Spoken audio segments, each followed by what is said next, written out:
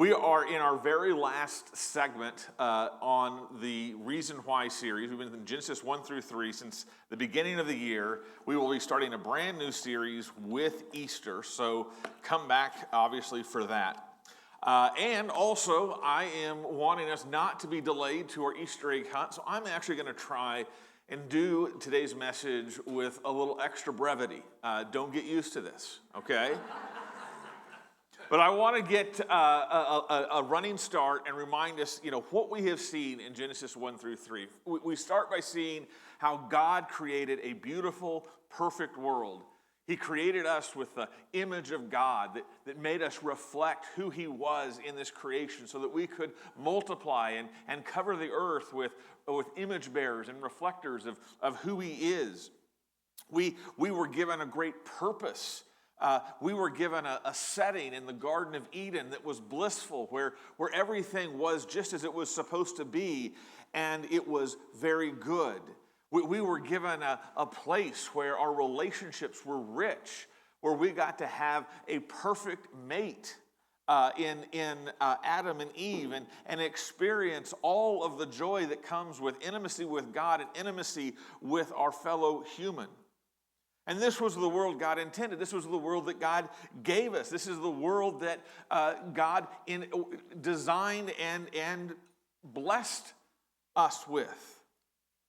But then we turn the page and we come into Genesis 3 and we see that the world that was made for us is not the world that we are living in, because we see in Genesis 3 that man fell. There was one command, not to eat of this particular fruit, that we could not resist. And we ate of it. We fell into sin.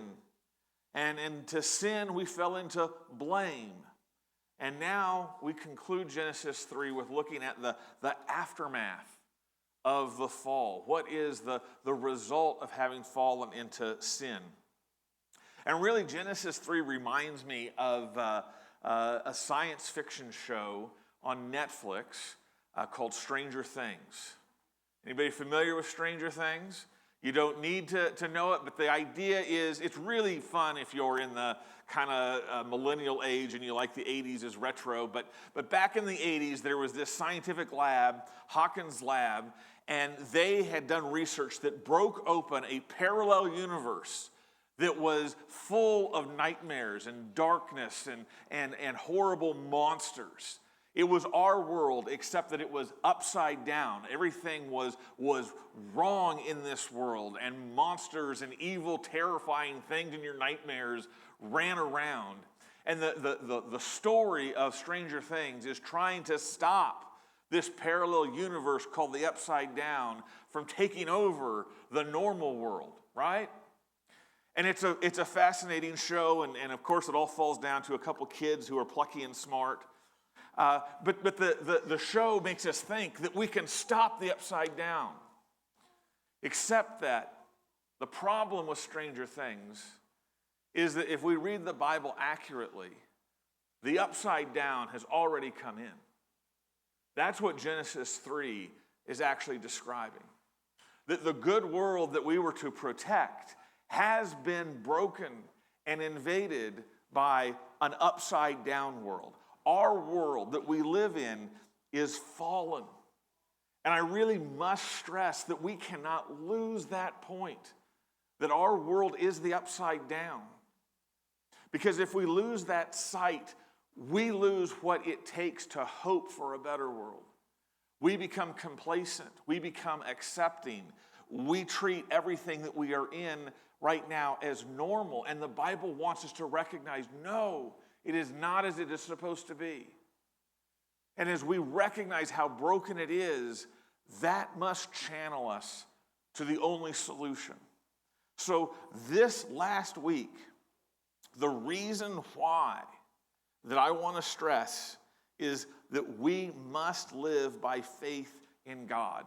Because as we live in an upside-down world, only by living by faith in God will let us see, let us fight, and let us escape the upside-down world that has been created in Genesis 3. So we're going to go through this passage, and we're going to see 3 points. We're going to look at the upside down, see the upside down world. We're going to fight the upside down that is inside of ourselves, and then we're going to look at what it means to escape the upside down. So first, let's take a look at this upside down world. And I don't have to dwell on all of these different things. I just simply have to mention them because we all know them quite well. But because of the fall, because of our loss of Eden, there are 6 consequences that we are all dealing with as a daily reality.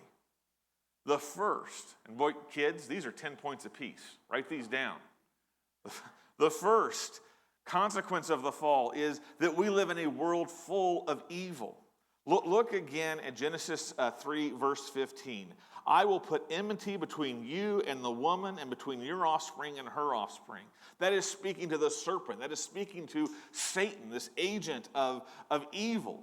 And what we are being told is now this creation, which previously was not for Satan to attack, has become a place where Satan is able to wage war and do his terrible deeds upon.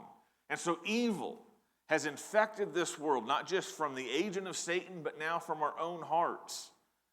Evil, I don't have to explain it to you. It's everywhere. And it's terrifying. I mean, I think one of the things that's the most shocking thing about evil is there is still more evil that seems to visit this world. Like it's a bottomless pit.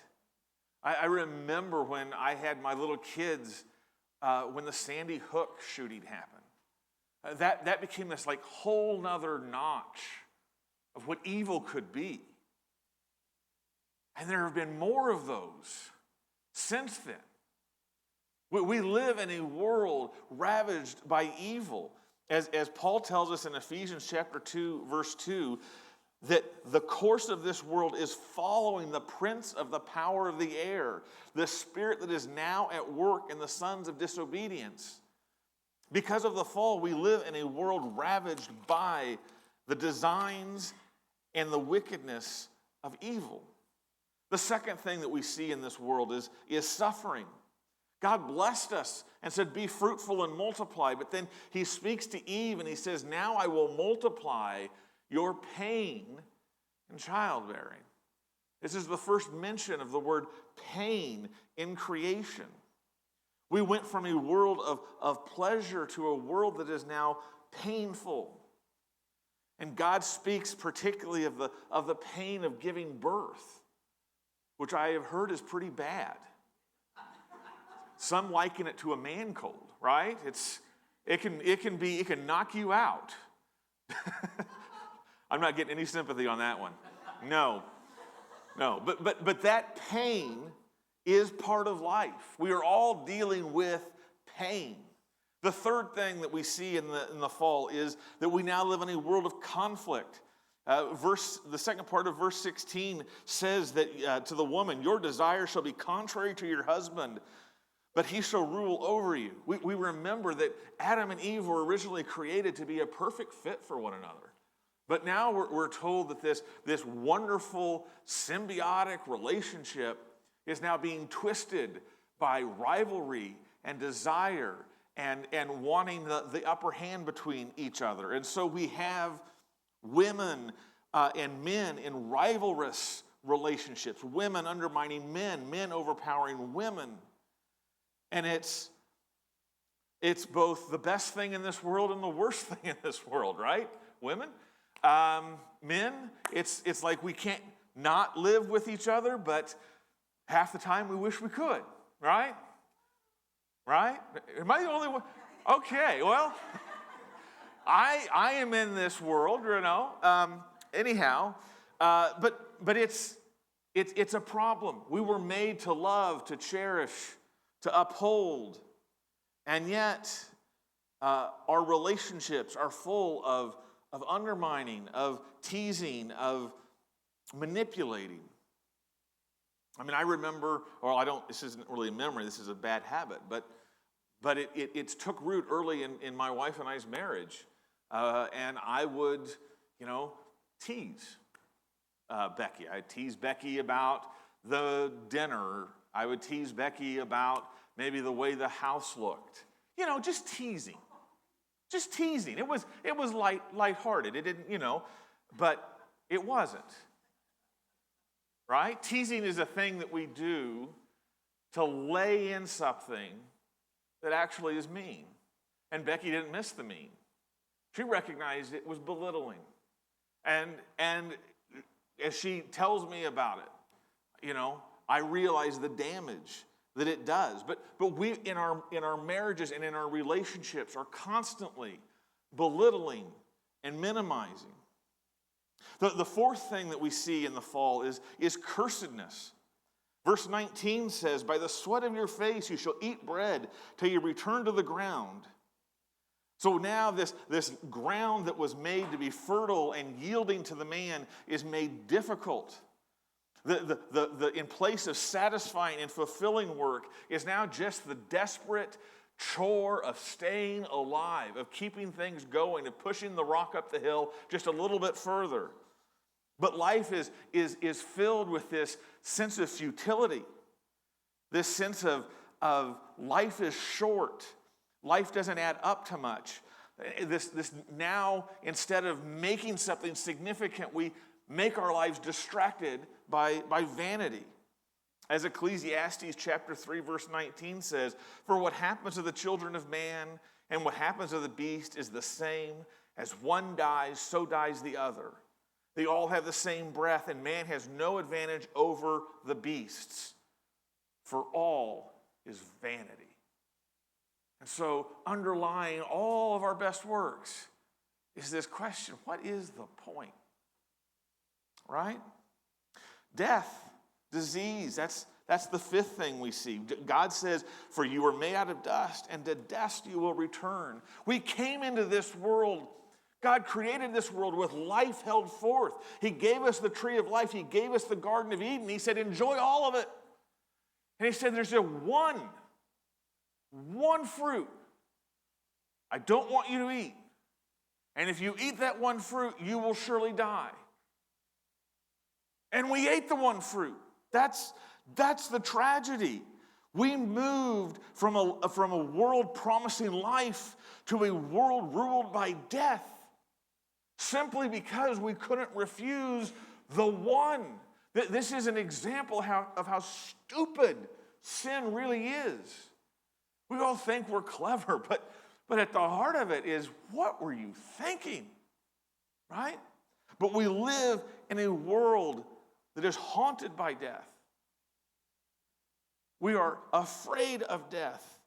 And we know that one way or another, death is going to catch us. And it's going to rob us of our life. And finally, the sixth consequence is exile. We were created to live with God, to enjoy God walking with us in the cool of the garden. There was intimacy and access and joy in the presence of the Father.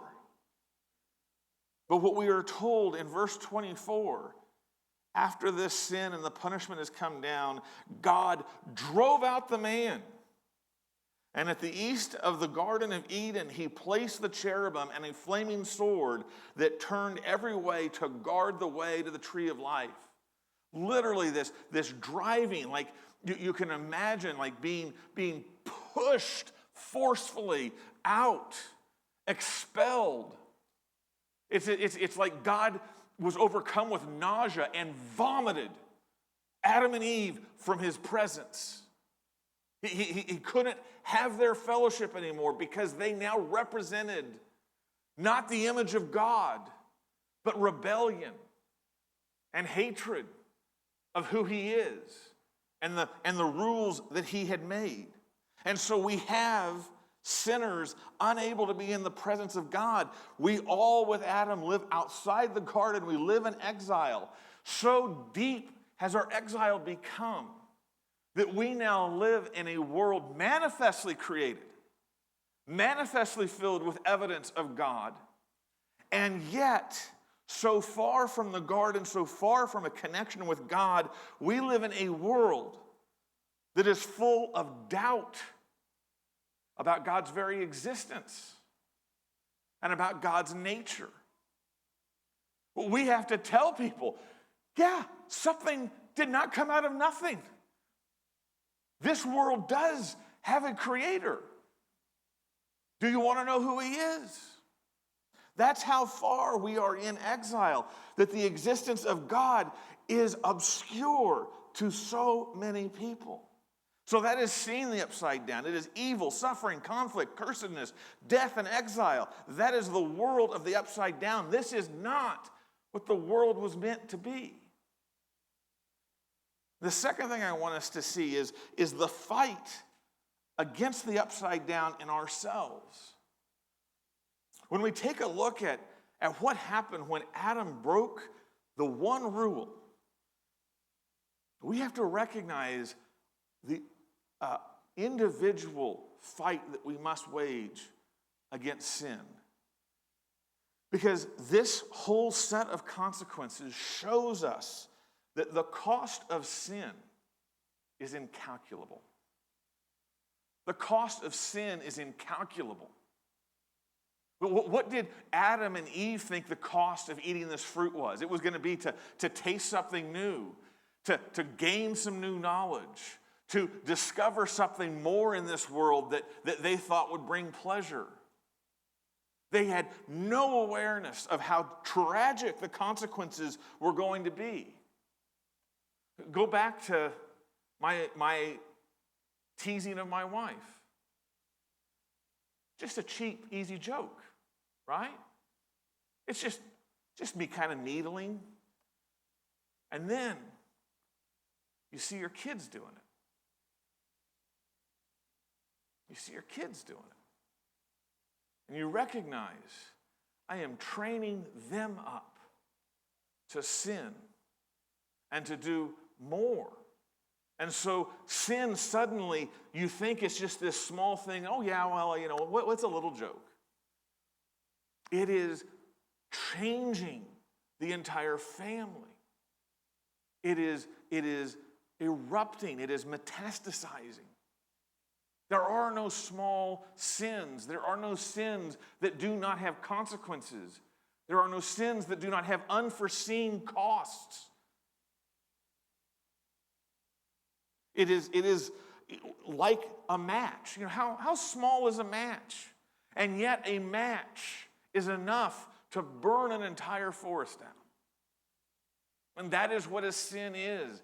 It is holding a match in a dry forest. You see, sin is made to look small to us.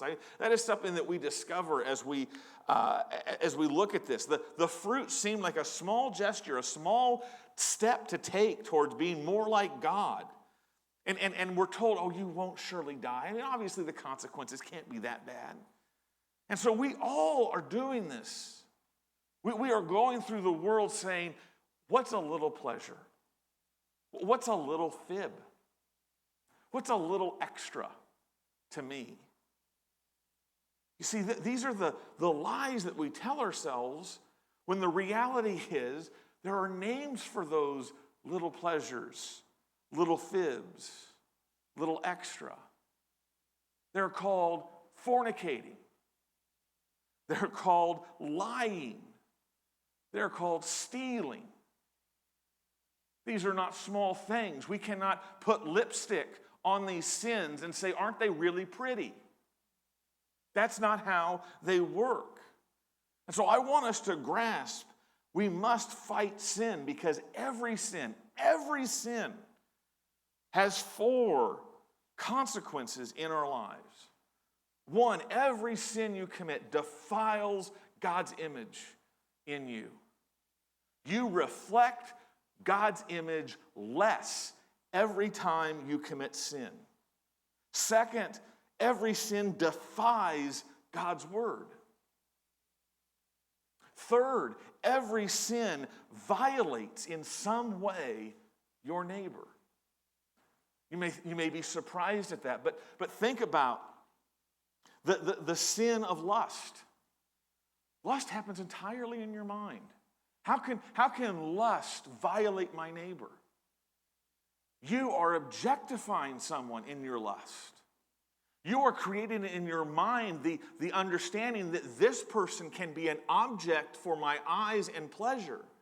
And by definition, you have made that person worthy of less than the respect that they are due. And if you think that that will only live in the moment, no, it will reshape your mind to think less of people and think of certain people as objects for your gratification. Every sin has violations of the preciousness of God in your neighbor. And the final fourth consequence of every sin, no matter how small, is that it forfeits your soul. It forfeits your soul. There is no small consequence. As Paul says in Romans 6:23, the wages of sin is death. There is no sin that does not earn death. So what? We must fight against sin with all that we have, right? We must fight against sin. Jesus, obviously speaking metaphorically, says in Mark 9:43, if your hand causes you to sin, cut it off. It is better for you to enter life crippled than with two hands to go to hell, to the unquenchable fire. Now, obviously, he's speaking metaphorically because we could cut off every one of our hands and every one of our limbs, and we would still be bumping around sinning one way or another. The point is that we must hate sin so much that we would do anything to avoid it. But we can't completely. We know that in our fight is still many losses. And so sin puts us in need of a Savior. And that's our third point, which is how can we escape the upside down? We live in the upside down. The upside down lives in us. How then can we escape the upside down? The amazing thing is that God gives us one hope, even in the midst of Genesis 3. There is a seventh consequence listed in Genesis 3.